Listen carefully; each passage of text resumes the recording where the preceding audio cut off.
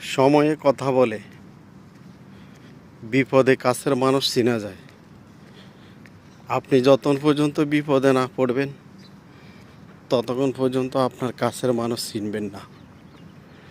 এই কারণে মাঝের মধ্যে বিপদে পড়লে কে আপন কে পর সবাইকে চেনা যায়। জীবনে পথ চলতে অবশ্যই কাছের মানুষগুলোকে চিনে রাখা ভালো, তা না হলে আপনি কখনো বুঝতে পারবেন না কে আপনার আপন কে পর। তাই মাঝের মধ্যে বিপদে পড়ে দেখুন আর আপন মানুষগুলোকে চিনে ফেলুন। মানুষ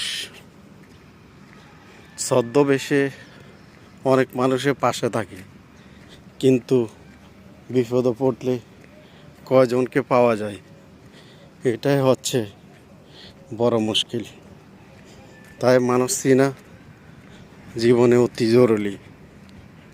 কে আপন কে প্রকৃত পর।